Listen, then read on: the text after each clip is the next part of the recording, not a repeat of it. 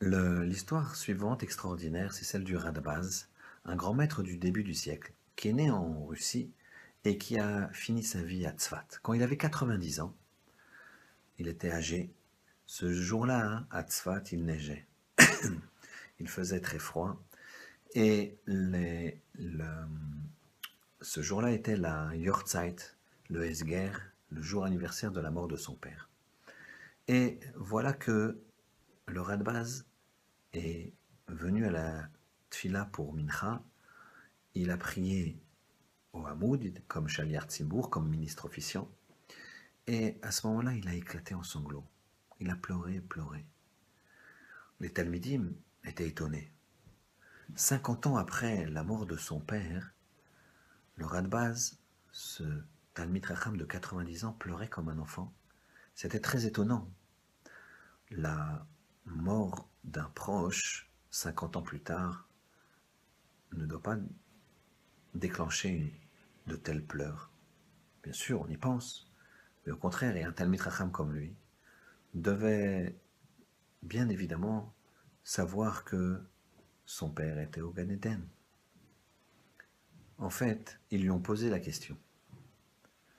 Et il leur a dit, je pleurais pas par rapport à la mort de mon père. Je pleurais sur mon niveau à moi, qui est tellement bas. Tout à l'heure, quand j'étais chez moi, je me suis dit, il neige, j'ai 90 ans, je suis fatigué, il fait froid. Peut-être je vais prier Yachid. Et puis, je me suis rappelé les sacrifices qu'avait fait mon père. Je vais vous raconter.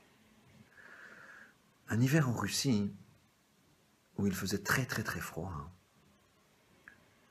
j'ai surpris une conversation en pleine nuit entre ma mère et mon père.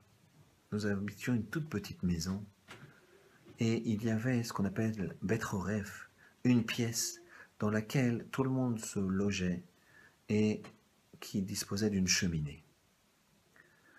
Cet hiver tellement rude, avec une crise économique énorme, faisait que on ne trouvait plus de pierre pour construire de cheminée. Or, mon père était un maçon qui fabriquait les cheminées. Voilà que la discussion qu'il avait avec ma mère portait sur le sujet suivant.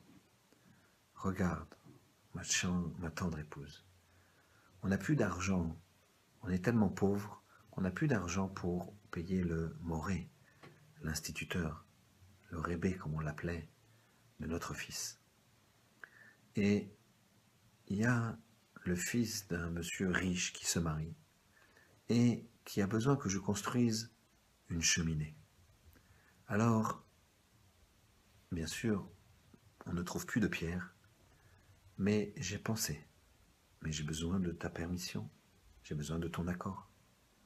Casser la cheminée de notre propre maison et amener les pierres et lui reconstruire à ce jeune marié une cheminée. Il est évident qu'on va souffrir énormément du froid pendant plusieurs années, mais notre fils pourra s'investir et aura un rébé de grande qualité. Es-tu prête à faire ce sacrifice? Et sans hésiter, mon épouse a dit oui. Alors le Radbaz dit à ses élèves,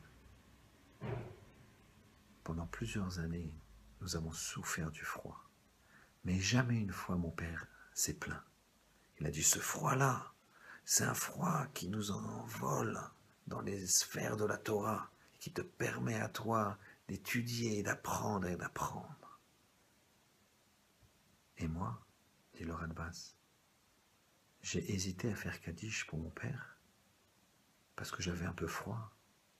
C'est sur ça que j'ai pleuré. Hachem fasse qu'on puisse investir comme ces grands maîtres, comme ces gens simples aussi, qui ont tout donné pour la Torah. Shabbat Shalom.